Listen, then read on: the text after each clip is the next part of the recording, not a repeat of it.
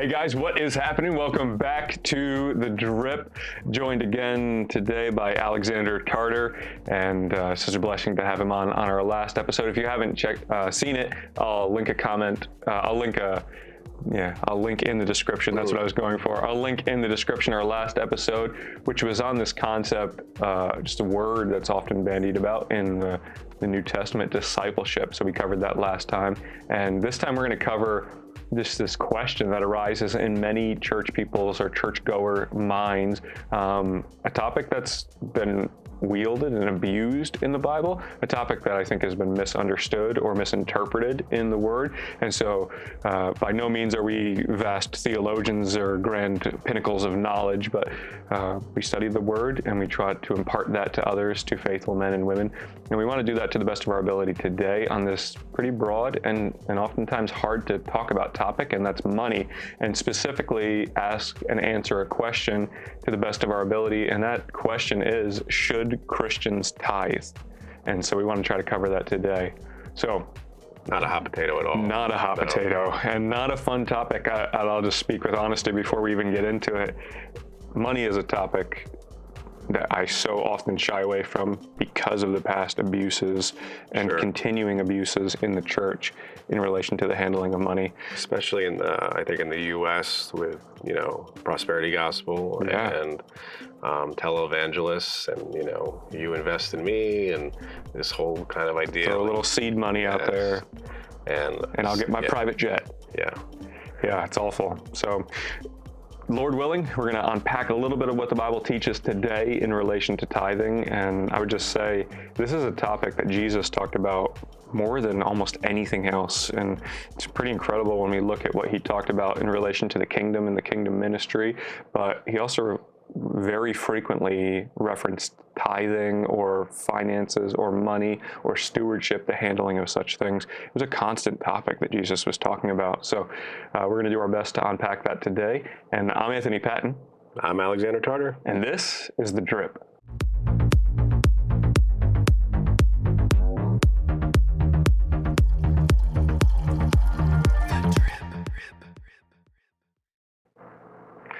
So, should Christians tithe? Yes. All right, I think we're done. We're done. Yeah. Turn it off. Why? Yeah, so that's why is where we have to walk through kind of a lot of stuff, right? Because, it's like anything, like why in this act of this journey, right? Journey before destination, to plagiarize someone, an author. Life before death. Yeah. Strength before weakness. We understand in our Christian faith and in our walk that there's more than just a salvific moment, a confession of faith, right? There's a deepening and there's a walking out, right? Like Paul talks about this, Peter talks about this, Jesus talks about this, right? There is a discipleship, right? This picking up of the cross and walking in the footsteps of the master. Mm-hmm. And if you're already saved, right, the question, if you think about this long enough, that comes to mind is like, well, why? Like, okay, I've already made it in, right? Like, why is there a continuation past that, right? If you already won the lottery, why is there more that comes? It's how many guys treat their wives. Yeah. I already got married. Somebody literally just this week was like, I already got married. I can just shave my head. I'm not trying to pick up a wife anymore. Like, he was joking. Of course. But maybe, I hope. But imagine if we treated our wives in the same way we treat the Lord so frequently. Like, hey, I already went through the ceremony. I already have a ring on her finger. I own her. She owns me. We're one. The two are one flesh. So now I'm just going to live however I feel like. And I'm not going to do anything to continue to support the love that I professed for her. Yeah. People would not think that I was married, first off. And they would also might think I hate my wife. Yeah. Or I have no love for her whatsoever because I'm not doing anything to actually support the love that I professed originally for her. Sure. Or continue in that love. Yeah. And so the marriage ceremony doesn't really matter if I don't continue to look and act like I'm married. Yeah. And I think there is a book that in the Jewish tradition you weren't even allowed to read until you were a man, 13, right? But that's Song of Solomon. And the imagery there of the pursuit. You can see why when you read it. Yeah, it's, it's not well, it's Disney of today, not 30 years ago, but the image of pursuit, right? Like a desire to know and be fully known, is portrayed in like a lot of poetic beauty, right? And something that we see throughout the Bible is that whenever one comes into contact with the glory of God, it almost always results in poetry, right? Because when the human soul contacts something, or weeping and begging. Yes. But yes, I get it. Yes. That beauty and glorious, like, like the only way we can almost express it is through art. And we understand this too, right? Because you could have a man, a young man, a boy, that's never been poetic in his life, and falls in love and is, trying to write something to express it, right? Because his heart is just overwhelmed. He has this overwhelming emotion. That's right. And all of a sudden, what comes out of your mouth and out of your heart, and when you're trying to explain, like, to your friend how beautiful this girl is or the way she makes you feel, tends to be poetic in nature. It could be horrible poetry, but that's like the natural expression of our heart, right? And when we look at Scripture, the overarching narrative is like we see a God who seeks relationship, and pursues us, right? Before we love him, he loves us, but then he also wants to be pursued, right? We understand that he is a jealous God, but in a way where what he desires from us really is the pursuit of him. Yeah. And we see this exemplified so well in Moses, where, Moses sees the burning bush, right? And for many of us, it'd be like, okay, that's a pretty, like, how many of us have God talk to us directly, right? But it wasn't enough for Moses. And it's the one thing that it's always okay for it to never be enough, right? It's the one thing where God encourages us to never be satisfied. And that's in the pursuit of him and getting to know his glory, right? And you'll see anyone that walks closely with God, right? Their desire always comes back to one thing, right? And that's just to see his glory, right? And so Moses sees the burning bush, and that's not enough for him, right? He goes and he sees the 10 plagues, things that would blow our mind, still not enough. He literally opens the ocean through the power of the Lord, sees the sea opened, but I want more. Yeah, but he wants more. And there's this thing in, there's this song in Passover in the Hebrew tradition where it was like, if you just did this, Lord, it would have been enough. Like, if you just sent the plagues, it would have been enough. If you just did this, it would have been enough. But like, he just kept going, right? But Moses continues down this pursuit of relationship and wanting to see God's glory. So then he gets to the mountain, right? And there's thunder and there's all this stuff. And he speaks with God like a friend. He says that God says, I don't speak to anyone else like this, right? And the finger of God comes down and he sees God's power. Some wild stuff. Yeah. And still not enough. He says, God, just show me your glory. And God doesn't say no. He says, I'll show you just a piece, like my shadow, like that remnant of my robe, right? And he puts him in the cleft, and he sees like his back, and his face is glowing, right? But like, Moses is a man that is always in the pursuit. And when we look at David, right, I think sometimes people are like, David's called a man after God's own heart. And the reason behind that, I think people are like, well, but he messed all this stuff up and all this stuff. But when you read the Psalms, you understand like where that adage comes from, right? Because his heart was after God, right? It's not that his heart was only in alignment with the will of God, but his heart was a pursuit of God, right? He writes in the Psalms, Lord, your words are better than life. Like, they've sustained me in the morning. Like, he has this desire and this just poetic outpouring of just wanting to have a deeper relationship and understanding with God. Like, just reveal your glory to me, Lord. Yeah. Right? And we don't see anything in his life where he's steering away to pursue other gods. No. Singularly, David's purpose is for Yahweh, right. for the Lord, his whole life. Yeah, and maybe although with sin, a man after his own heart is a man whose heart always is in pursuit of God. That's right. Like, but when he realizes still bound to the flesh. Yes, but his heart the pursuit is always towards God. And I think contrasted very starkly with his son, who has everything. And I think it's very interesting that God gave Solomon everything that we chase after: wisdom, power, wealth, women, and he gave them to him in such an extravagant level that it would be undeniable for anyone nowadays to be like, if I could achieve on the earth what I'm looking for, what my flesh is punching towards, that would be Solomon. Like what my flesh desires is to be like Solomon. Sure. And Solomon, what does he write in Ecclesiastes?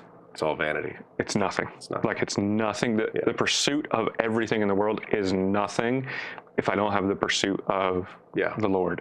That's the only thing that can consume me without destroying me. Yeah. Well, and the beautiful and poetic part about the way that we've been designed in God's image is that he has implanted in us like an infinite desire for more, right? And if that is twisted in the flesh and pointed towards earthly things, it leads to just horrible outcomes where people will do horrible things to each other, all this stuff in this pursuit of more. But when we point an infinite pursuit at an infinite God, we find an infinite answer, right? Where even in eternity, when God is infinite, you can continuously be fully invested in finding out more about his glory, be brought in by adoption into the Trinity, in essence, the Trinitarian nature and communion, and still have eternity to just discover more. Grow in that forever. Well, outside of forever. Right. For all of time that is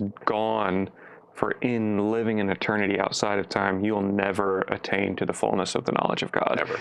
And we'll always be able to pursue him and know him more. So and that's what we need to hunger after. Yes. Yeah. Which, in relation to tithing, that's what we're talking about, because it says the love of money is the root of all kinds of evil. Right. And so I would just take the love of mammon, the love of stuff, because that's what we use our money for, to buy stuff and happiness and riches and wealth and power. And so the love of that is the root of all kinds of evil, because it completely removes the image of what we're just talking about, that pursuit of singular pursuit of God's glory. Right. And just show me your glory. What happens when you try to fill an infinite desire with finite things? Great evil. It's never enough. It's never enough. You'll always pursue more, and you'll do anything to pursue that. And it will never satisfy you, so you always need to be pursuing more of something that won't satisfy you. It's we don't like to talk about this, but it's the like heroin addiction that we can see externally as destroying people. Well, that's how we live in our flesh day to day. Yeah. We're not pursuing the Lord, we're pursuing stuff, money, and it's no different. It's just maybe a longer game. Sure. It destroys you over the course of 60 years instead of over 2. Yeah, it destroys you, it destroys those around you. It does what sin does, which is death. It's death. So it's just more culturally acceptable death. Like, it's culturally acceptable to amass wealth on the earth for no purpose. Yeah. It's less culturally acceptable to do heroin. Right. Yeah. Well, in this country. Yeah. Everything Here. Culturally acceptable. It depends on where you go. Culture, Good point. Perspective is everything. Yeah. So tithing, right? We're talking about that. I think the whole reason we're talking about all that as a backdrop, I think the driving factor is I need to, in order to even approach tithing, I have to have a position of heart that's different than what the world is pushing towards. I have to have a position of heart that's different than trying to amass something for myself. And I have to understand some core foundations to even be able to pursue what is healthy biblically in tithing. And I think one of those things is, what we're pursuing, which should be Christ and his glory, to just see a glimpse of his glory. That's our pursuit. But also, what do we deserve and what has he given to us? So we have to understand kind of like who we are. So some kind of anthropomorphic sense. Who are we as humans, and what are we in relation to our God? And then what should our pursuit ultimately be? I think that's what develops a good, proper heart attitude towards tithing. I agree. And I think we'll get into a little bit about the biblical background of like, okay, what does the Bible say about tithing? Where does this concept come from? But like, you can have that understanding, right? Like we talked about last time about gnoskos versus epignoskos. Even with discipleship, our acts of kindness or good deeds, right? These are all acts of faithfulness. It's an act of discipleship, right? But if it's your work for your glory, then it's pharisaical. Like the parable, or not even the parable, Jesus at the temple, right? And all these guys are coming and dropping big bags of money into the offering bowl, making sure people are looking when they drop in the big bags, right? And then we have the widower that comes up and gives her 2 mites, right? And she gives out to the point where it hurts, right? She gives out everything, and not for glory, but out of faithfulness to the Lord, right? Now, the wisdom of her giving everything that she has, people will go through that passage and they can take a couple different lessons from it. But there's an overarching idea that, like, it doesn't matter. It's not about the volume of the money. It's not about, like taking credit for it. Like if you can do something and it can be meaningless if it's done the right way, right? But there's that whole understanding of like, we're going to pass through fire, and everything that was done with the wrong intention is going to be burned away. Like it's not, it's meaningless. First Corinthians 3 is so challenging passage. It is. But like, once again, like if we're going to do these things, first of all, let's understand what we are actually called to do and what the Bible teaches. That's right. And then like, let's do it in the right heart. So for your own sake, so it might be accredited to you as righteousness and not as, fruit for your sake from yourself, and not just an outpouring from the vine through your life as a doulos, as a follower, disciple of Christ, and just a branch on the vine. Yeah. Right? I think let's see if we can do this. Let's punch those 3 lines together the best we can, right? So what are we punching towards? That's what are we looking towards, which is God's glory. That's our purpose. I want to see God's glory. Yeah. We have a temporal sense that we're here and now. What has he remained? What has he left for us here and now? So the why, the backdrop behind the effective nature of this, God owns everything. So we have to kind of develop that biblically, because I think that's one of the bedrocks for Christian living. Cattle on 10,000 hills. You don't own anything, including yourself. Yep. So we need to pursue God's glory. We don't own anything. And then what is God asking us to do with temporally what he's kind of left us in, what we're allowed to remain in here and now? What's the purpose? So to me, I mean, there might be more there, but those are 3 pretty large threads of thought that help us to get some solid biblical understanding of this topic. Yeah. So, well, what is a tithe? What is? Let's start with there. Like, why is this commissioned? And then we'll kind of talk about what we're looking towards. What does it mean? So tithe, it literally just means a tenth. Yeah. So a tenth, generally. Same thing in the Hebrew too. It comes from the Hebrew word masa'ir. Yep. Masa'ir, which just means a tenth. Yeah. So that's literally all it is. Yeah. Probably one of the first instances we see of that is you're going to have in Genesis, and Abraham is at battle and he has spoils of war, and on the way back he bumps into this guy, I love his name, Melchizedek. Yeah. And while he's seeing him and interacting with him, he gives him a tenth, which is not just money, but it's a tenth of everything. Everything he has. Everything. He's Genesis 14, Yeah, all of my possessions, all of my mammon, the Bible's word is mammon, all of my stuff, which includes money. But even at this point, it's kind of a weird concept. Maybe we'll talk about it on a future episode with people and slavery and all that in the Old Testament, but even servants, right? Yep. The Old Testament would call them slaves, but servants or family members or people he's collected into his household. It's like a tenth of everything I possess, I'm going to give to you, Melchizedek. Yeah. So it's kind of the first instance we see biblically of this tenth, this tithe. But then we see that develop and grow. It does. And we have a second example in Genesis too. We have Genesis 28 with Jacob, I believe, right? Yep. Where he vows to give a tenth of everything to God, right? If you will. Yeah. There's a little backdrop in that one.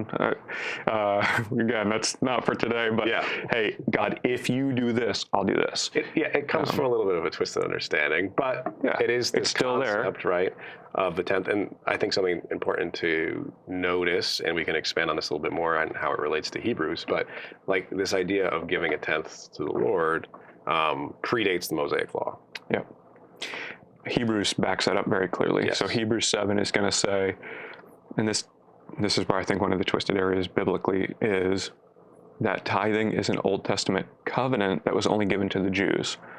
And I think Hebrews 7 completely dismantles that argument. Yeah. And so if we walk that through just briefly, Hebrews 7 talks about this. It says, kind of a weird, very weird topic, very weird order. I have Hebrews 7 open right now. Perfect. So it's called seminal headship. Yep. So the author of Hebrews writes this thing and says, okay, Levi, who is the head of the Levitical order, so he's the head of the priestly order, Levi was in the loins of Abraham when he paid tithes to Melchizedek. Yes. So there's a greater system of giving that's completely outside of the Jewish ordinances for the law, for the 12 tribes, for the priestly order. It's like before all of that was in existence, there was a tithe that was given, and it's greater than the order that was given to the Jewish nation because Levi paid tithes through Abraham, super weird concept,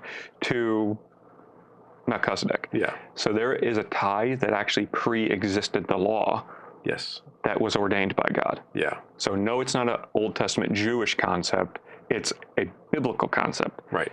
And it pre-existed the law. Yes. And the author of Hebrews wants us to understand and make sure we understand this tithe pre-existed the law and is superior to the law because even Levi paid this kind of tithe through Abraham. Yeah.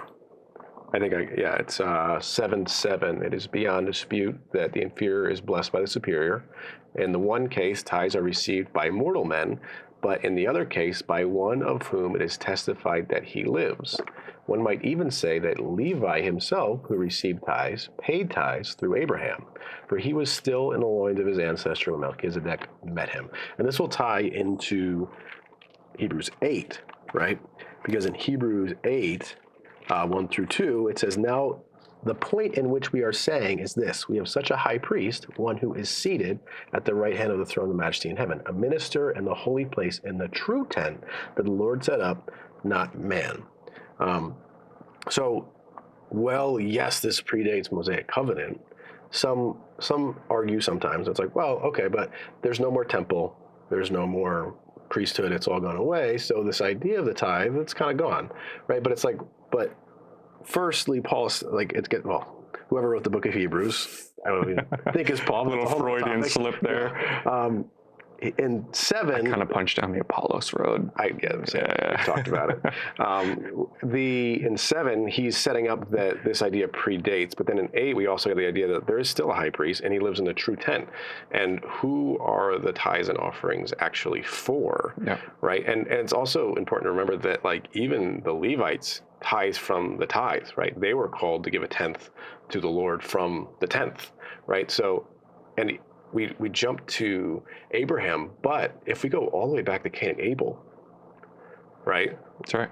Like the beginning, when Genesis is kind of split into two pieces, right? We start with God dealing with the world, and then we zone in kind of in the middle. There's this changing point where we zone in on the family of Abraham, and then this line traces all the way out through the Messianic line of David and to Jesus, right? But even before we get to there, we have the first. You won't see tithing, right? You're not going to see a tenth. But there's a first fruits. But the first fruits. Yes. Yeah. So an amount is not given. But what is the whole conflict about, right? It's about Abel and God finding his offering acceptable, right? His first fruits are given, the best of what he has. Mm-hmm. And Cain says, don't you know if you just do what is right, like you'll be accepted? But Cain just burns with envy and anger over this and kills his brother, right? Sin is crouching at the door, seeking to devour you. So, and I think that sin, right, is the same thread of thought through the whole Bible. It is a love of the temporal over the love of the eternal. Yeah. And that's where Cain suffered right from the beginning, all the way back in Genesis. He loved the stuff, the mammon, over the one, the being who is God. And we see that completely opposite in Abel, who clearly was bringing his offering out of love and a desire to be in communion with God. Yes. Firstly, that was his first mission. Yeah. And that same thread doesn't go away. It exists through the whole Bible. Yeah. Because we can see it's a heart issue from the beginning, right? Like, Cain still brought an offering, but for whatever reason, it wasn't accepted, right? But it seems to be... Hebraic thought makes it uncertain. Yeah. And obviously way differently interpreted exactly why the offering was rejected, but I think we can infer much from the text. Yeah. Well, if your heart is going to murder, but it's not, like, maybe there was a heart issue that predates that, right? Like maybe the tithe that you gave previously, it was out of the pride of what you were able to provide, and hence why not accepted, right? It's just the same, like, once again, if we're giving for the glory of men, well, you've received your word in full, right? It's this. In the Sunday school rendition, it's always like a spotless lamb that Abel's giving and some nasty, like, rotting vegetables that Cain's giving. And I don't see that in the Bible. Like, that, it doesn't tell us that. No. It's clearly about some kind of heart position that is wrong as the offering is brought. And we see that manifest through murder. The heart is desperately wicked. He's murdered him in his heart already. Exactly. Things tying out. Yes. Yeah. So yeah, I guess if we do get into the Mosaic idea where kind of God put some order around this, right? Like the concept definitely pre-exists, even the 10th pre-exists, but then we get some laws and we get, in Numbers, Deuteronomy, and Leviticus, we really get how to live in community, right? God gives them social and governmental structure. Yeah, here's what to do. Yeah, and in that, the Levites are established as a priesthood, right? Because, that I think this gets missed a lot too. Like, God's original intent wasn't to have just one tribe be able to serve him. Everybody come up to the mountain. Everybody come. Everybody be in communion. Because once again, He created us for His glory, but He's a God of a relationship. Like, He desires to be pursued and to have us pursue Him, right? And He pursues us like that. That's the whole story of the Bible, all the way to Jesus, right? He's willing to give almost everything, to restore communion, right? But proving our worth as well. You stubborn and stiff-necked people. Absolutely. And they refuse to go up to the mountain. And so we have a high priest who is Moses who goes up. And then you have the priestly order where all the people are bringing their desires to the priest to bring them to God. Right. And then that's wielded through the high priest sacrifice. And so it's just continuing foreshadowing. And I think we should unpack the Levitical structure and what God ordains a little bit. But before we do even that, I think we should hold the concept in our minds. Jesus didn't come to abolish the law, fulfill it, but He came to fulfill it. So we still have a high priest. Absolutely. That high priest is just Jesus. We just read it in Hebrews. Yeah, exactly. The high priestly order didn't go away. Yeah. It was fulfilled in the permanency of Jesus Christ. And the prophets of old, God spoke through the prophets. This is Hebrews 1. That didn't go away. No. The perfect prophet came. His son, and He speaks through His Son now. So we have the best prophet that ever existed in Jesus Christ, the best high priest in Jesus Christ, and He's the fulfillment of the entirety of the law. Yeah. So people want to just say, like, that's all Old Testament and we're antinomian it, like we're just going to chuck it in the garbage. No, He didn't come to abolish it, He came to fulfill it. Yep. So there is purpose in us talking about the Old Testament law because Christ fulfilled the law, and it still holds weight for us today. Yeah. So Old Testament law, what was commissioned for tithing? Sure. So Old Testament, 3 tithes technically. We see the first one in Numbers 18:26, and that was for the Levites, right? And it was for basically they weren't given a portion of the land, right? They were set apart to be ministers to the Lord. So the rest of the tribes were called to support them in that ministry, right? And that there's a very strong parallel there to the modern church and your local church and its pastorate, right? And it's a little easier for me to talk about that than Anthony because I am not a pastor. So I don't have to talk about this in this weird thing where like, oh, this somehow benefits me, right? I can just say it like, yeah, there's passages we'll touch on a little bit later in Corinthians where Paul's like, don't muzzle the ox, right? Like, these are people that have given their lives to shepherding, right? And like, just like you would not starve your ox while he was doing the work of the field, right? Let him eat, like let that be a portion to them. So in Numbers 18:26, we can read it. You might find it faster than me. I was going a second. I was trying to find in 1 Corinthians 8, the passage I was looking for, which is not going to be helpful to me at all. Oh, okay. 2 Corinthians 8. We'll go there in a minute. Yeah, 1 Corinthians 9 is the best part. We're just sitting here flipping. All right, Numbers 18.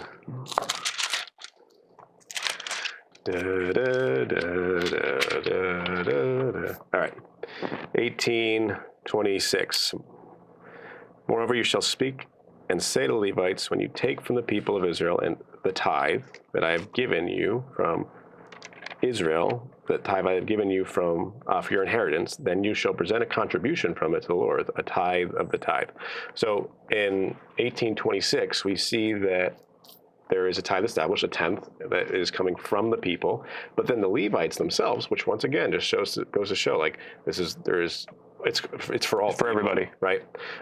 Even for pastors, right? Yeah. And for anyone that serves in the church, like the Levites are in ministry and they're called from basically their portion, their inheritance that they're given, which is the tithe, to give a tenth to the Lord, right? There's always this idea that the first fruits are going to God, right? But it's very interesting. Like, who did they pay their tithe to? They paid it back to the temple. They did benefit from that in effect, but they also didn't have a portion outside of the Levitical priesthood. Yep. Every other nation had a portion outside. The Levites only had a portion in. Yeah. And that, I think, carries over very cleanly into the New Testament understanding. And Paul makes that very clear over and over and over in the New Testament. There is a direct carryover.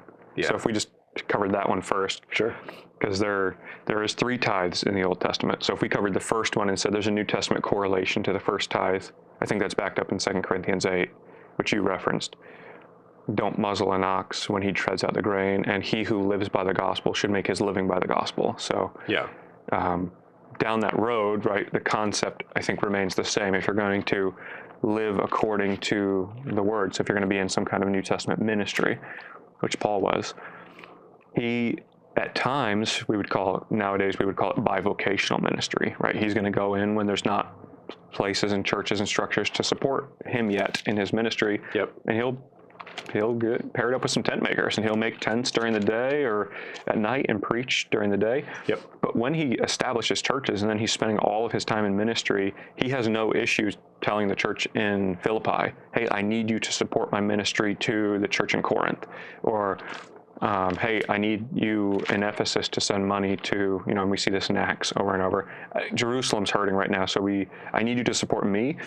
And I need you to also help the church out in Jerusalem because there's a famine in the land. So he understands that there's a kingdom mindset of communal monies here, support nature. That's the same as the Levitical section that we would see in the Old Testament.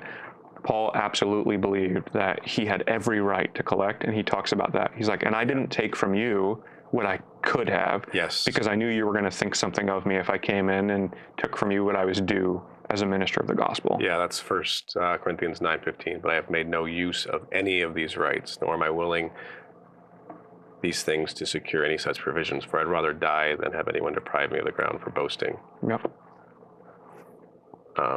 Yeah. And I think it's very clear, I don't know what you think, but I think very clearly New Testament directive is if someone is going to make their living, their life, if someone's going to consume their entirety of their time in the running of a ministry, in doing ministry for the kingdom, then the New Testament directive they need to make their living off of that. Yeah. You can't, it's a time scale thing. I can't work a secular job and work in this ministry, then you should make your living off the ministry. Yeah. And not for gain, but to be able to live. Yeah. And once again, no, but it doesn't mean there shouldn't be fullness of life too, right? What is your pastor not allowed to take a vacation? You know what I mean? Should he not be able to enjoy the good things and the blessings of the Lord on this earth too? You know what I mean?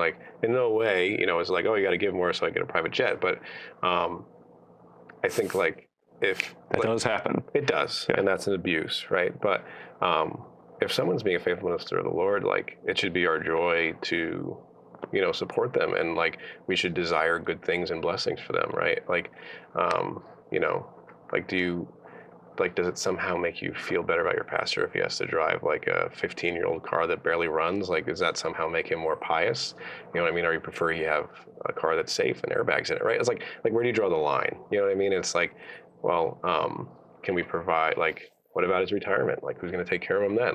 When he's no longer preaching every Sunday, but, maybe spending time discipling his grandkids, right? Should he not have a provision in the land? So, yeah, I don't know, I'm running down with that train of thought, but. Yeah, no, it's true. It's something that we can't just overlook. Yeah. And there's almost a mandated requirement in the pastor. It's just super weird for me to talk about being a pastor, but it's easier for me. Yeah. But there is more, there's more constraints on a modern pastor's life than there were even on the apostles. There's things that are required in modern churches of pastors to do.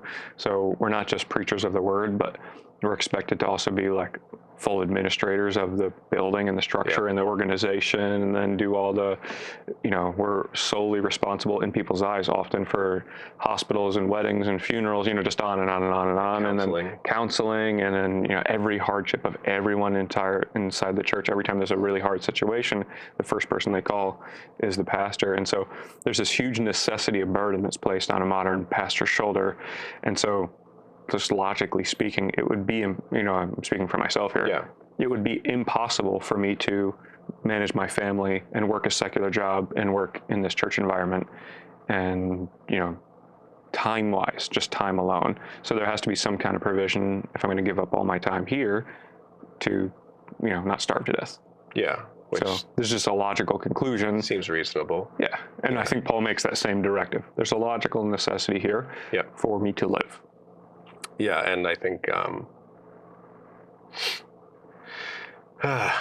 this is going to tie back into our last podcast or whatever we call this thing. But I think a lot of that comes from a lack of discipleship inside the church, right? Because we are the body. The pastor's not the body. We are the body, right? And right. if the body is coming in with a mindset and a heart of service to one another, then the pastor doesn't have to disciple everyone, right? Because you're discipling each other, right? And the pastor doesn't have to look after the needs of every household visit because the church is rising up and making those visits, right? And it's not that that's a bad thing. And, sometimes there's this thing in our hearts where we want the person who we feel holds the most authority to give us attention, right? That's right. And because of that, maybe we don't want to have counseling with an assistant pastor or someone else because we want to meet with the head guy, right? But why? But why is that truly? And I think, maybe this is hard, but I think it's true. I think it comes down to a pride thing, right? Because we want to once again be acknowledged. Why does it matter to you if you're getting to discipleship who it comes from? And I think if we're really honest about that, it's because we want to be recognized as someone that's worthy of someone who we think is worthy of attention, instead of really taking our self-worth and value from God, Yeah, I agree. So, and it's a mild joke, but they said the true miracle that Jesus performed was he was a male in his 30s and he had 12 close friends. If we just think you're exactly right. I am other than God just charged me or called me into the position I am in right now, we're of no difference in our nature, in our walk, in our worth, anything. Doulos is in Christ. There is, no longer slave or free, male or female, Gentile or female, right? We're all just one in Christ. You leave everything else. That's the miracle of the church, right? That's right. All these rankings and titles that we have in the world are all left at the door, and we all enter into the same place, and that's servants to Christ. Amen. And we all serve out of that mindset. That's right. Yeah. And so I would just ask you, as a non-pastor, but a faithful servant of the church. It's giving me a little too much credit, but how many people, just people, legitimately can you, hey, I have a close relationship with X number of people, even within a church? Oh, well, I think secularly, statistically, they say you can only keep 2 to 4 really good friends. I could be completely, but I know it's under 10. Look at all the people you go to college with and how many you keep up with on Facebook. And I'm getting to the point where it's I'm almost 15 years out, and maybe 2 I can keep up with regularly, and even that can be a struggle. My best friend moved away from the area a long time ago, and even just trying to call him once a month. I have a few really good brothers that I try to keep up with and just share messages here or there. And it's if I can keep up with 6, I'm feeling that's an achievement.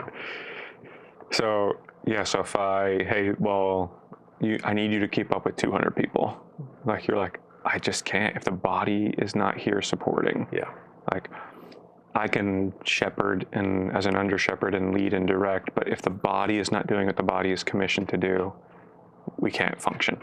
No, it's just it's not. You are not God. No, you're man. And a fallible man at that. That's the beauty of all of this, is that at no point do we attain perfection on this earth, right? But when your worth is in your pastor and not in God, then your identity becomes him, and then any of his failings reflect poorly on you, and then there's anger there, And then we expect our pastors to be perfect at all times. And then that, to me, is exactly what leads down into moral failing, because it's I have to externally hold myself to this standard. Well, it obfuscates honesty to you, or makes it very hard for sincerity, because there is no grace, right? There is no vulnerability allowed, because it's no, you have to present this thing on earth to me that maybe I feel like I can't achieve myself. So I'm going to project it on you and somehow attain my righteousness through you or my sense of identity. It's a very interesting mental thing. That I think a lot of us, like, sometimes we feel things and we think things and we don't really like punch down into why we feel that way. And I feel like that's one of those areas where that tends to be true. I would agree. Yeah. So I have no idea how any of this has to do with tithing. Well, yes. Yeah, but it's a great side. We did rabbit trail a little bit there, but I think the whole premise is, right, what is required. Again, it's so weird and awkward to like talk about it myself being a pastor, but what is required of a modern pastor in a modern church is all of their time. Everything. So if I'm going to require that of my pastor, how could he possibly work a secular job? That's all it is. It's not that I'm too good to work a secular job. It's all of my time is consumed in working inside the church. So there has to be some way to live. Yeah. That's all it is. Let's just take the logical steps that are backed up biblically. If all of my time is required, I have to be able to live. Yeah. And then that means the church needs to support me living. It does. And I know I was thinking, why is that the case that in the modern pastor days has more required than even the apostles did? And my rabbit trail of that was due to a lack of discipleship in the body doing all those things and then all being put on the pastor, and hence our fun little rabbit trail. But, it was good. So first mode of tithing in the Old Testament, right, to take care of the Levitical order, the priestly order. Obviously, it's not a perfect transition, but there's a lot of transition. And I think the heart attitude behind it and the fulfillment of the law is gospel ministry is still being done. And we are all high priests. We are all priests. There's still a priestly order. And there's still a priestly order. And it's, exactly. Permanent tabernacle in heaven, not directed by man. Yep. So the gospel, the function, the kingdom, everything's still growing, and ministry takes money to function and time. Yeah. And so we have to understand those two things in the New Testament sense, as well as the Old. Yep. And the second thing. Family. Oh, the second more tithing, or the second? Well, that's it.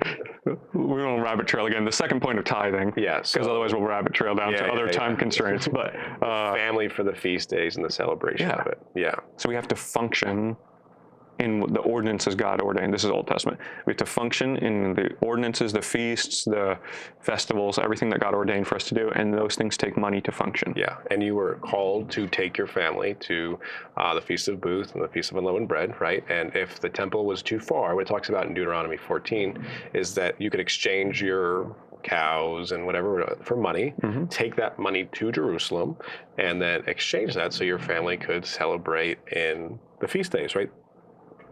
It's like raising up your children. Make sure there is a portion of what God has entrusted you as a steward to allow for the celebration of the goodness of God. You know what I mean? Yeah. To celebrate and be able to take time to recognize things and to take times of break. Right, the Sabbath is very important to the Lord. He said, the Sabbath wasn't created for man, but man for the Sabbath. Right, and it's so important to take those moments and just reflect on what God has done, right? So there's this call to follow the feast days and to go and to celebrate and reflect and rest in the goodness and the provision of the Lord. Yeah. And remember.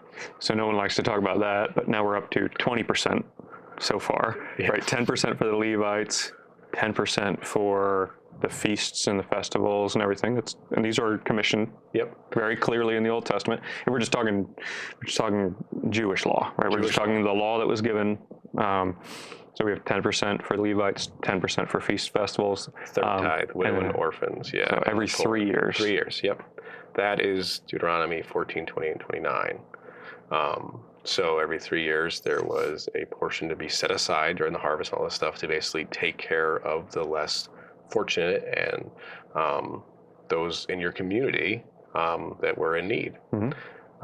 So this concept of, and that wasn't meant to come from the tithes to maintain the ministry, right? Which are parallel today, roughly would be your local church community, right? This was giving out of an abundance, in essence, to support those in need around you, or what we might call today like tithes and offerings or something like that, right? It is mandated in the Old Testament, right? In the Mosaic law to take this every 3 years to put it aside. So we just broke that down, averaged it out over 3 years. The yearly tithe, the yearly mandated required commission tithe for a Jewish family would be 23 1/3% every year. So that's, if we're talking, it's broken up. So that's why it's still called a tithe, because it's 3 different 10%. But overall, the giving was 23.33% every year. And so that's an Old Testament Jewish principle that all the way until Christ fulfills the law is in effect. And that's commissioned. And there's also other offerings apart from the tithe that were given, like the temple tax, and obviously every time there's a sin offering, those are all out of your own pocket. So some people have estimated out, and then people are like, oh, well, that doesn't translate well because our government and taxation, and like, just look at the time of Christ, 23.33% is still for the temple functionality, as well as offerings, as well as the temple tax, as well as everything that's commissioned for you to go and travel and do the feasts, and on and on and on. And then Rome is also levying like a 35 to 50, depending on your district, a 35 to 50% tax. It's like, where do you have any money left to live? You think we are living in an oppressive system. At the time of Christ, between Rome and the structured order of Jerusalem, Jewish people were taxed 70 to 80% of their worth. And they did rebel a lot. Yeah, I mean, you can see why, right? Because people will say, like, well, the modern government taxes get rid of the, necessity for any kind of New Testament tithing or offering. And I would say, well, that doesn't really hold weight. Christ makes it very clear: give unto Caesar what is Caesar's, give unto God what is God's. We like to give unto Caesar what is Caesar's mindset, but we don't like the other side. I don't know if people even really like to give unto Caesar what is Caesar's mindset. Understandably. I mean, if we want to take that and say that's what it is nowadays, like, I pay taxes, so that wipes away the other side.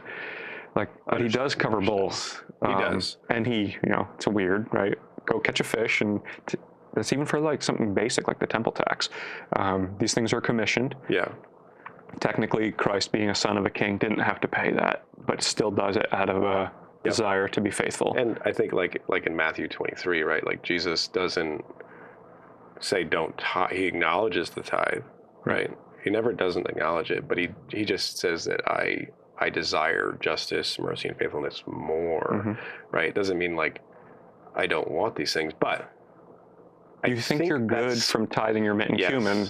I want your heart, and then go and tithe those things. That's the whole point, right? I think sometimes that myth's like, oh, well, God just cares about our hearts, but it's like, yes, but what will a heart aligned with the desire and will of God do? That's right. Right? He'll give freely and generously, right? Like, it's just that, it's that same pharisaical thing, right? Like, if you're just giving for the praise of men, you look beautiful on the outside, but inside you're dead and exposed, right? Because it says that God judges the intentions of the heart. Like, we're not called to do that. God does that, So we don't have to see the heart attitude behind it. Though, as disciple makers and disciples, that's something I want to be looking for in the brothers and sisters that are around me, to make sure that their heart is for the Lord. Right. But that's God's job ultimately to judge. It is. But if we said, okay, 23.33% Old Testament commission directive, there's definitely New Testament understandings in all of those things. But we talked about another thread, another line that we're tracking down. Why? Like, why did God commission this for the Old Testament?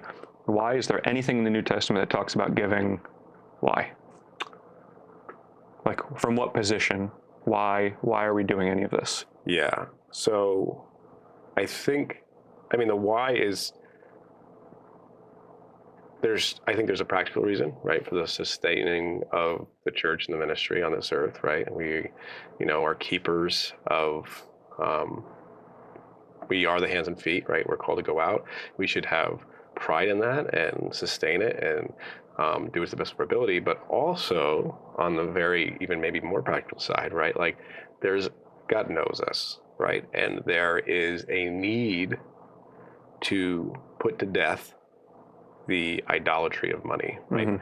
The love of money. And there's no better way of doing that than to give it away, right? Like, to free yourself of that burden, because otherwise, like, our mindset is totally wrong, right? And I think when we approach tithing, right, and we've kind of walked through how there's some pretty clear ties from the Old Testament to New Testament, right? And however you look at that, we're definitely still commissioned to be cheerful givers, right? And to give freely of what has been entrusted to us, right? So I think that's a big portion right there of the why. You just said it. What has been entrusted to us? Yeah. So what has been entrusted to us? Everything and nothing all at the same time, right? It says in the Old Testament that God owns the hill, all the cattle on 1,000 hills, right? That the earth is the Lord's and everything in it. There is nothing that is our own that we bring to Christ except one thing. And I'll have to disagree a little bit with C.S. Lewis on this, but I think there is one thing that we do bring. Blasphemy, no. And that's our sin. That's right. The only thing that is our own is our sin. Yeah. And God even takes that. It's the only thing you bring to the table of your salvation. Yeah. Is sin. Yeah. So outside of your sin, which you do take ownership for, but Christ steps in and it becomes a propitiation, right?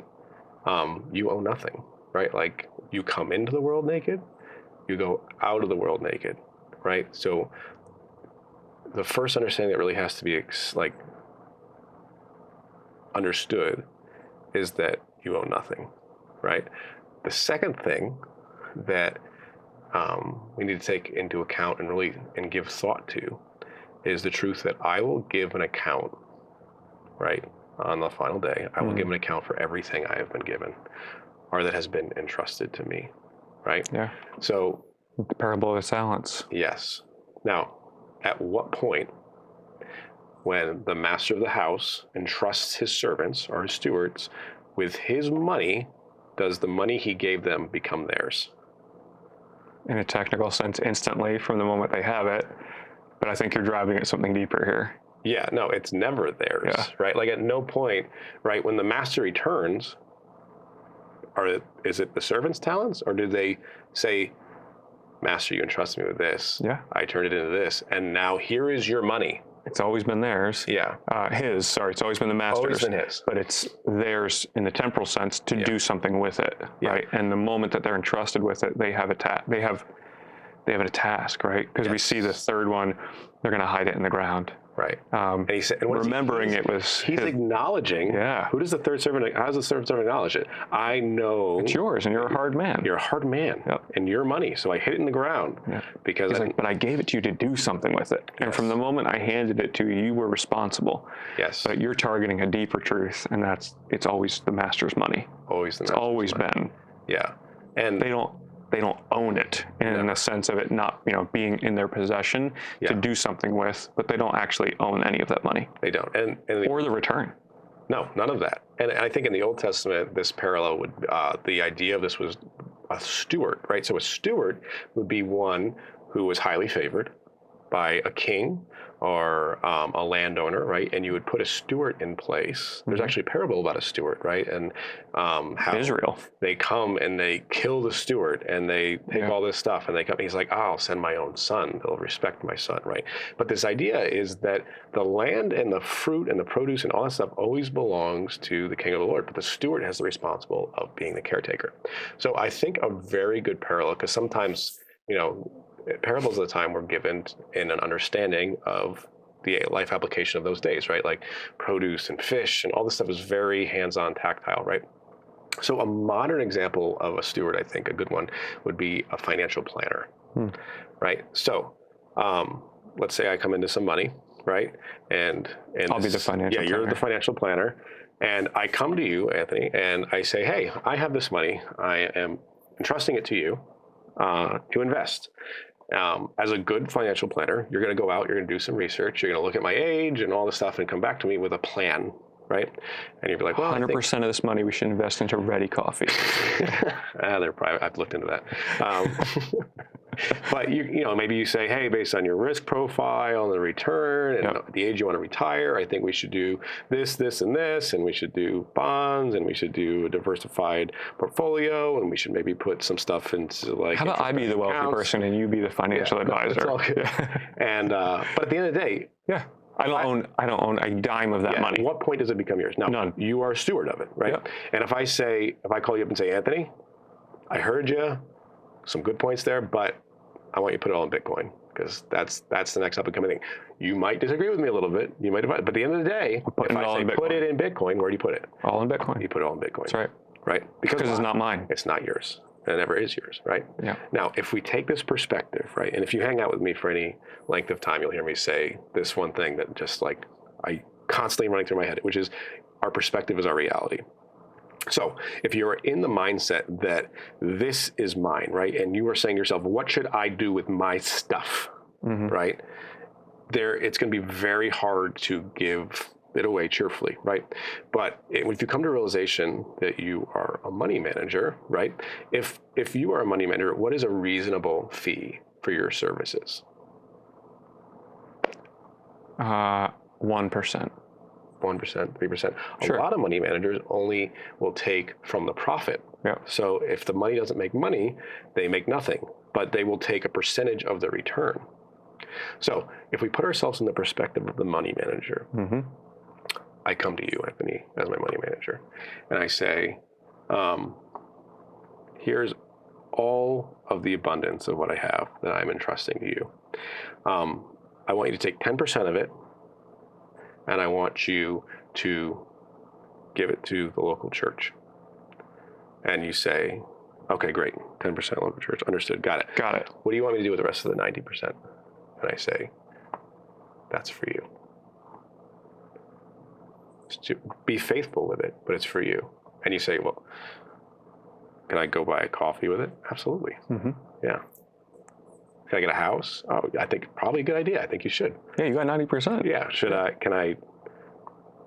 The perspective there is like really beautiful. It is. Yeah. And moving. It's like, oh, look, like God has given us this abundance, and He's what a slap in the face to the investor. If you took the 90% to spend and also started shelling out pulling back the 10% that you were told to give. They asked you that, hey, you can keep 90% of everything I'm entrusting with you to be a steward. Right back to the beginning, Cain and Abel. Like that heart position of who owns everything. Who owns everything. And actually, I think it's important, right? We think the wages of Anthony's work is money, and that I can do whatever I want with the money. But the truth that the Bible lays out for us is the wages of sin is death. So the only thing I've ever earned for myself ever is death. Yep. The only thing I ever brought to the table was sin which produced death. Yep. And so what I earned is death. And what I received is grace and mercy. And then what I want to do is also think I'm going to earn something else when I don't even own my own life. Yeah. How can I earn anything for myself? Yeah. I don't even own, the only thing I've done is destroy my life and bring about a wage of death. Yeah. And like the breath in your lungs isn't yours. Like it's not mine. You are made in the image of God, like the ability and everything that He's given you and enabled you to do is from Him and for Him, right? Like the earth is the Lord's and the fullness thereof. All of it is His, including me. Yes. And you. And you, is it not? And we're micro money management. You know, we're kingdom management. We don't own anything. Yeah. Similar to a property manager. You know, if I called up my property manager and said, hey, you know, I want you to paint the house purple, like he might disagree with me, but at the end of the day, he's just a manager. It's not his. Yeah. And I have every right to take it away from his management anytime, or if he's faithful in it, bless him with more, be it with, you know, physically more houses or in whatever way, right? Like if you're faithful with a few things, right, I won't trust you with many things. And the way the prosperity gospel likes to twist that is like, oh, God's going to bless you in abundance. But it's like, money is so temporal. Like the things that God really wants to bless you with, like there is a liturgy of giving that a local church does that I absolutely love. But one of the lines in it is that like, God, help me be faithful with something as small as my money, so that you may bless me or entrust me with something so much greater, you know what I mean? Which is like the salvation of souls. Yeah. You know what I mean? Like let me, this little like temporal thing that's not even mine, let me just be faithful in this, so that, you know, I can see your abundance in the things that truly matter, you know? And I'm paraphrasing that heavily, but it's just it's a beautiful sentiment, you know, of, you know, just being faithful stewards. So, yeah, I agree. And if it's done properly out of a commissioned heart for the Lord, then you get what happened when they're wandering in the wilderness and they say, hey, we need to take up an offering for the tabernacle to be built. And so much comes in, they actually have to stop people giving. Yeah. We don't think of like, okay, this is the Lord just asking back for what is already his. And our response to that should just be, how much can I dump at his doorstep? Yeah. Instead, we're like, how much can I hold back? Or how much can I put in while people are watching? Yeah. Or out of my abundance, how much I can throw in? And when we think about the Bible as lines that should and should not be crossed, then we will always be trying to get as close to that line as possible. Right. Instead of looking at it as a relationship. And like, if you truly love your wife, like we kind of started with this with like God desiring like a depth of relationship, right? And one of the things is like, okay, well, after salvation, well, it's like depth, right? When you first get married, you do not know your wife to the fullness that you know her after 15 years, right? And it's not through the honeymoons or the vacations that you really grow in depth. It's walking through suffering and hardship. That's right. that is revealed, right? And there's just like a beauty there, right? And at the end of the day, God calls us to give because in doing so, we free ourselves from that idolatry, and then we come into a deeper relationship and understanding of who he is. We give nothing to gain everything, right? And it's not even like we give of his own, right? It comes from him. He entrusts it to us. He gives it. We give it back to him, and then he blesses us with it. And then there's eternal reward for doing so, right? It's just like it's like the best investment you could possibly make if you just come at it from a selfish angle, right? So, what happens, I think, in the heart change? I think that's important too. The heart change. Yeah. Don't lose that thought because it's so important. Locked. But the background to that, I can just be dead honest with you. Yeah. When I started doing this, my whole mindset on money changed. Yeah. Everything. Like, I'm not trying to raise up, those are not bad things. Like, I'm not trying to get a large retirement or buy the next bigger house or the next newer car or on and on and on. People who say, I can't give, I don't have anything left over, also have a Netflix account. Like, all you've done is amass up enough stuff so you don't have to give. Yeah. You have to figure out, the Bible in the New Testament calls us for sacrificial giving, which means I'm sacrificing something that my flesh desires to give. And we have to do that to such a level that I want to give more. Yeah. And when I do that in a truthful way, it's such a cliche statement, but you can't outgive God. You can't.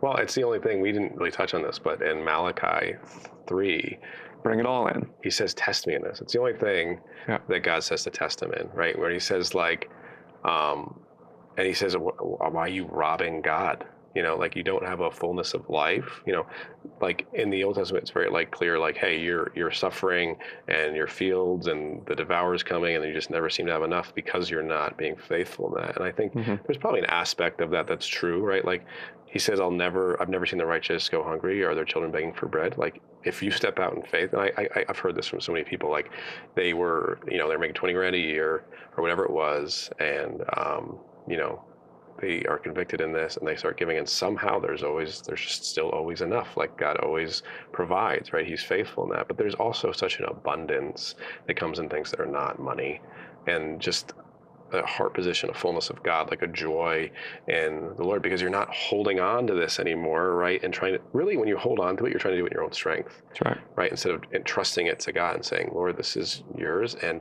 it's funny, like faith is built by doing what you would if you had more faith. Yep. Right? Like faithful in a little, and then you will be faithful in much. If you have the perspective, well, if I had more, like always look at it like, if I had more faith, what would I do?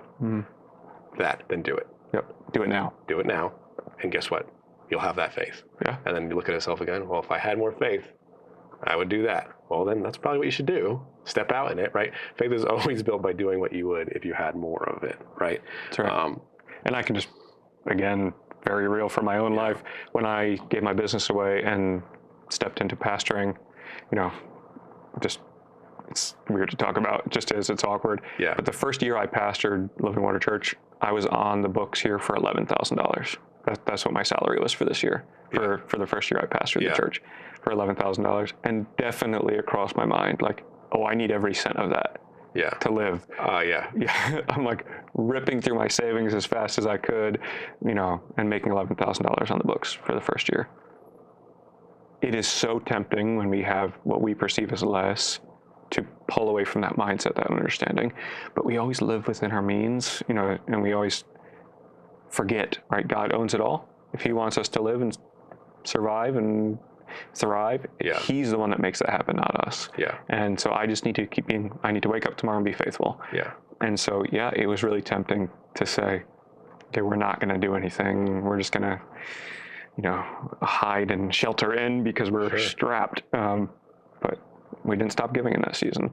Yeah. And the Lord abundantly blessed us. Yeah. And it's through trust. I couldn't see the output. I couldn't see any way that was going to change. Yeah. But the Lord did. Yeah. And it seems so cliche, and I shy away from it because it feels very prosperity gospel-esque, like, I just plant a little seed money. That's not what I'm talking about. No. He could have stripped everything away from me. I still should have been understanding it's all his. The Lord is my portion. That's right. Yeah. And shall we not bless the Lord when he gives and takes away? Blessed be the name of the Lord. Yeah. But my job is to be faithful in what he's given to me, not hoping for something. I'll be faithful when. That's what you're targeting. Yeah, and I think, once again, we have an infinite ability to desire, right? So if you walk down that road, okay, first year you made 11. God, well, if I could just make it to 20, I can start tithing then. But somehow, amazingly, when you get to 20, it's still not enough. So, when I get to, if I made 100,000 a year, I could, people make 100, I don't understand how, but there's an amazing way to fill every nook and cranny of that up when you get to 100 and 200 and a million, right? If you have that mindset, you'll never give generously. It's just be faithful to what you have, right? Solomon syndrome. Yeah. Why do these football players that make multiple millions of dollars a year file for bankruptcy? Spend it all. Spend it. Yeah. Whatever you have, you're just going to use for your own glory, for your own good, and for your own benefit. Don't do that. No. Stop it. And I think, even in my own life, there was many times as a child that my parents sacrificed stuff in order to be able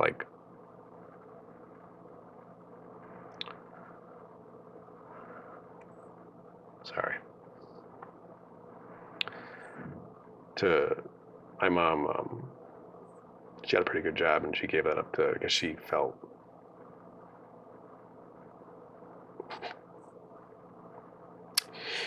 getting real on here. She wanted to raise us in a certain way and spend time with us and homeschool us, right? So we didn't have a lot growing up that was in the physical things, right?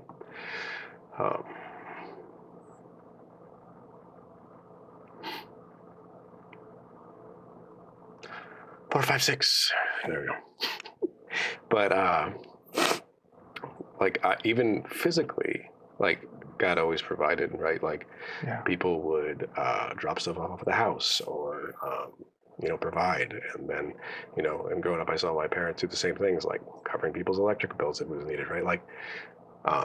We didn't always have hot water sometimes, but we never went hungry, and even when it seemed impossible, God would always provide a way, right? And so to a small extent, I've lived it.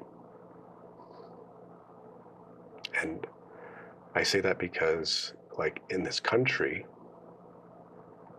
we have such abundance that even if you're living below the poverty line here, you still have so much more. That's right.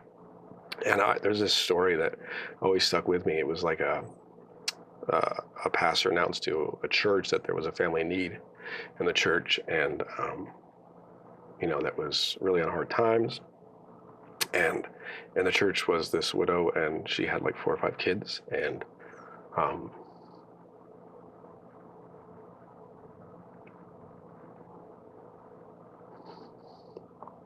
don't know why I'm having such a hard time right now. 4, 5, 6.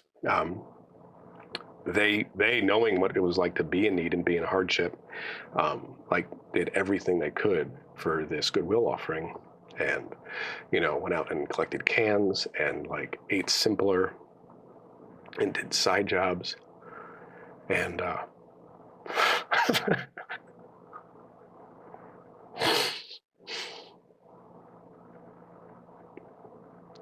should not be this emotional right now. the goodwill offering comes, and they're able to scrounge together like, I think it was like $125, something like that. And with joy in their hearts, they present it, right? And they put it in the goodwill offering. And Sunday evening, the pastor comes by and brings them a check for like, it's like $145. You know what I mean? So of what was given to this family in need, like they had found a way to put together like 125 of it. And it was sort of like they just they don't even know what to do with it. Like they out of what they were able to put together, like they had abundance to be able to give to someone else. And now it's come back to them that like, we don't need this. Like, it's like so weird for this to come back to us. Yeah. Right?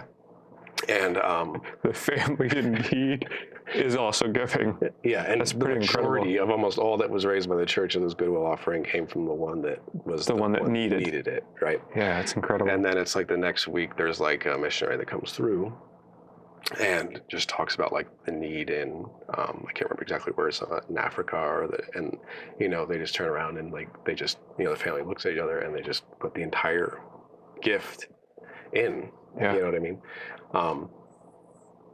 And that's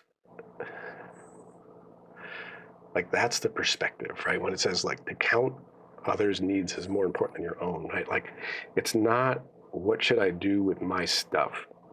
It's not even what does God want me to do with my stuff, or what would God have me give from what he has given me. Like the heart truly is what would God have me keep from what he's entrusted me with. That's right. You know what I mean? Because everything is yours, right? What is the rich young ruler? Like all these things I have kept, what more do I need to do, right? It's like sell everything you have, give it to the poor. And he went away sad. Why? Because he had that idol in his heart, right? Like so many times we say like, oh, God is everything, right, with our lips. But then if we're asked to just get a little uncomfortable, like not even really uncomfortable, just a little bit uncomfortable, like, hey, I'd have to give up my coffee to give in this way, or I'd have to give up this, or maybe I'd have to give up a vacation to do this. Like, are we willing to even consider that? Because if not, then we're committing idolatry in our hearts. And I'm saying this to myself. I know. And the truth is, like, again, it's just a hard topic. It just is. We talk about that kind of stuff in the church, and the reality is most people don't have to give away anything to give more to the kingdom. Yeah. They just don't. Like, if you just give up your coffee, almost every family that's hearing that actually doesn't have to give up anything to give. That's why the Bible doesn't say this verse, but a theologian in part says, he is no fool who gives away what he cannot keep to gain what he cannot lose. Yeah. Why are you storing up for yourselves treasures on earth where first off, let's just be frank, the stock market or anything you're investing in could collapse tomorrow, and everything you've been pursuing your entire life could evaporate instantly. Your house could be taken from you. Your health could be taken from you. On and on and on and on. Why not reinvest what God has granted to you to steward into what can't be taken away? Yeah. Which is in service to the King and expansion of his kingdom. Yeah. That's what matters. And if we do that, we are storing up for ourselves. This is what's incredible. That financial advisor position you talked about. Yeah. Hey, here's 100% of my money. Give 10% of it away. Keep the other 90%. Right? And I'm going to bless you eternally for that 10% that you get. Anything that you use for my kingdom, I'll also bless you eternally for. Yeah. But none of it's yours. You're playing with somebody else's money. Yep. So why wouldn't you want to take everything that God's giving to you here and now and turn it into eternal rewards? Yeah. And it's not just about like cutting a check, because God doesn't need your money. It's a life of worship and sacrifice. That's it. Yeah. My time is an essential component, but people say like, oh, I'm sacrificing my time so I don't have to give. No, I can't take, somebody told me this, I can't take your time sacrifice to the church and bring it down to Central Hudson to pay our electric bill. It doesn't work like that, right? But my time is essential to sacrifice because it's not mine. My life is essential to sacrifice. I mean, even just like a core component of our families, you don't own your kids.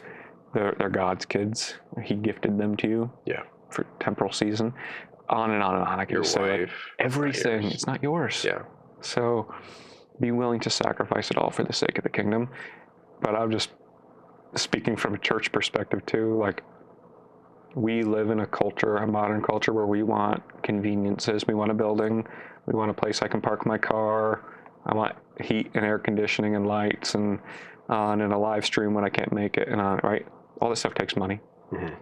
That's the modern day representation of commissioned feasts and whatnot. Like, hey, the church should be giving to the poor and should be helping out families in need and on and on. Well, where does the money come from? Yeah. How are we going to pay our pastorate? How are we going to keep the building open? How are we going to support the community?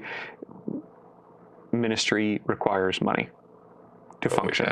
Always has. Yeah. So it's not that I'm just not giving.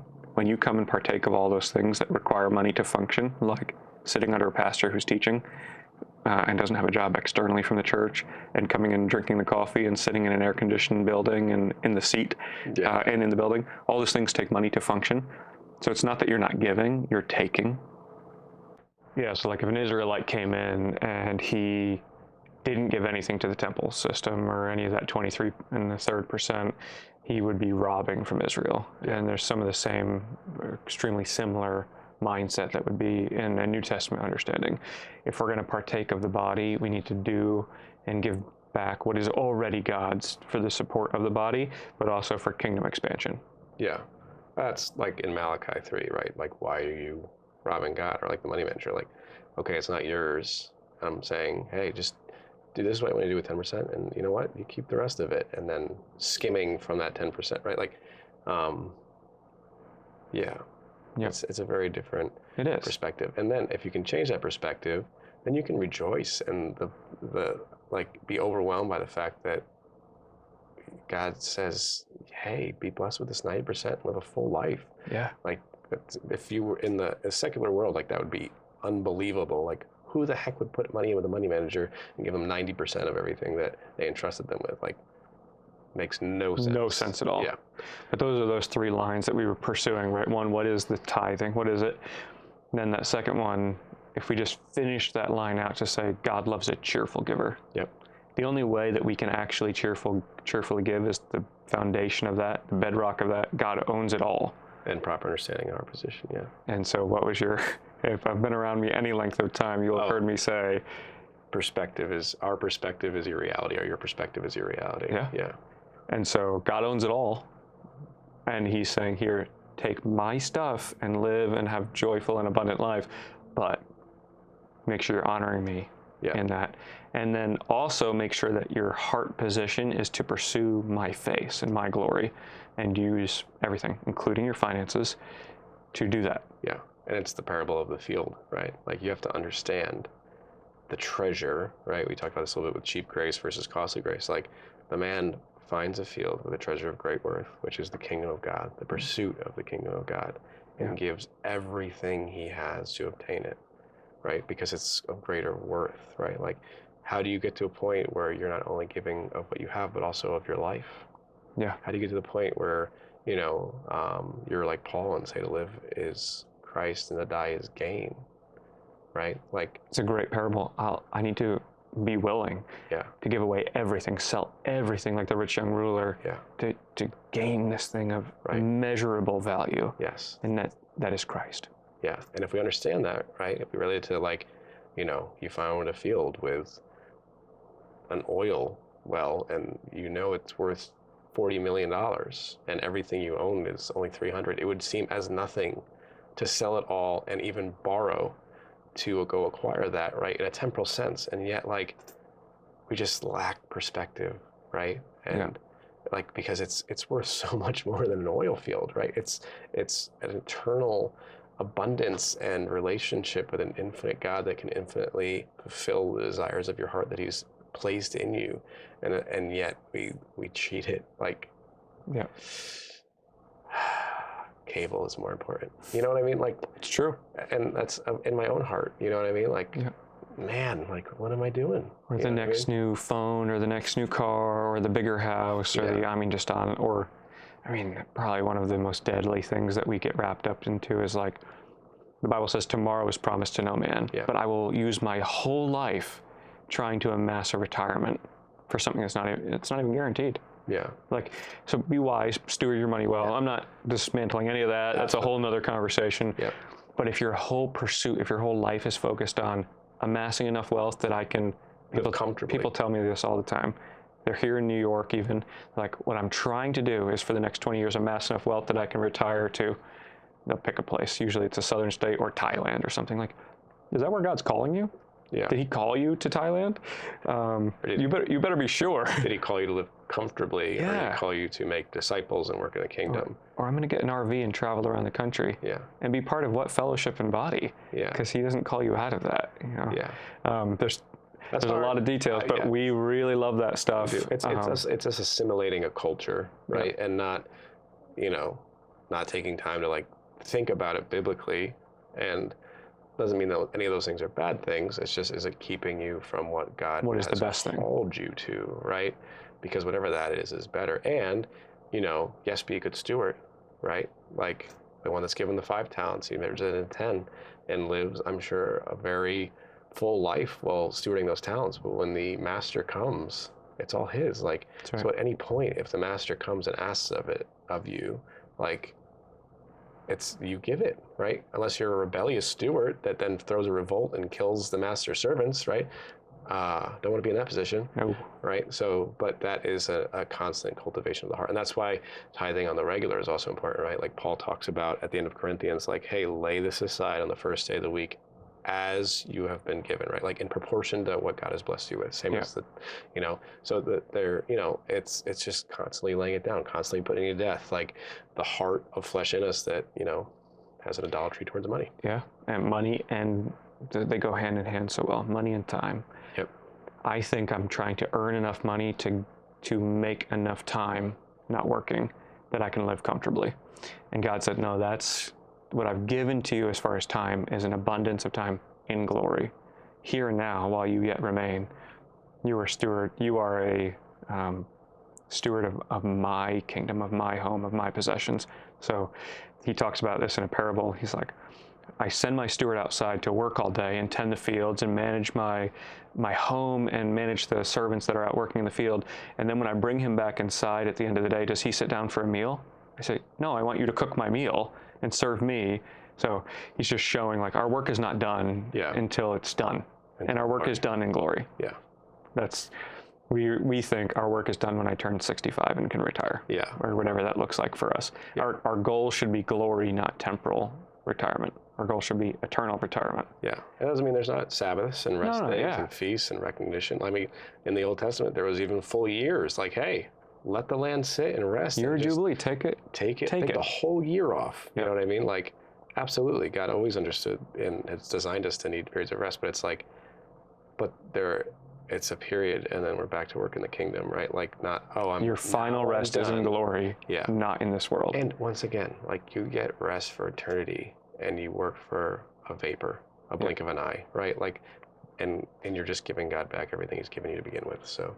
And do I want, realistically speaking, am I trying to amass up, because it's just so close in our future, am I trying to amass up 15 years of comfortable living here on this world in my retirement? Or am I trying to build up treasures in heaven where they will last eternally? Yeah. So if I'm going to work towards something, let me not work towards something that's going to be here for a season and collapse and be gone. Let me work towards something where I'm going to have it eternally. Yeah.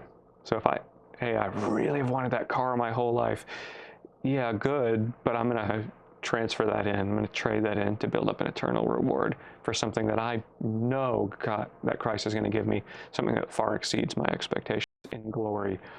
So let me give up what I can't keep to gain what I can't lose. Yeah.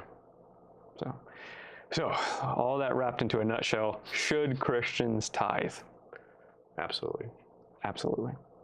I don't think it's a suggestion. I think it's a requirement. Yeah. For Christians. And also, if you take that step of faith, like, you'll be freed from so much, and just the blessings the Lord gives you back in return. Not necessarily in material things, but just in the joy of the Lord and a deeper understanding and revelation of who He is in His glory. Amen. With every every cent. Nicely done. Worth every cent. So true. Yeah, and from a standard perspective here inside the local church, right? We constantly are navigating this tension of ministry that we'd like to do in the church and a lack of finances to make it happen. And I just think all the way back in the Old Testament, that tension that existed in the building of the tabernacle, when it was, hey, this is what we want to do to honor God, and everything that we needed to do came in.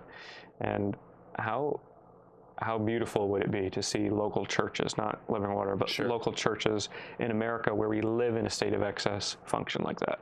Yeah, I don't remember the statistics perfectly, but I think something like if everyone across the U.S. actually tithed like 10%, the numbers are like ridiculous. Like you could eliminate like hunger and poverty.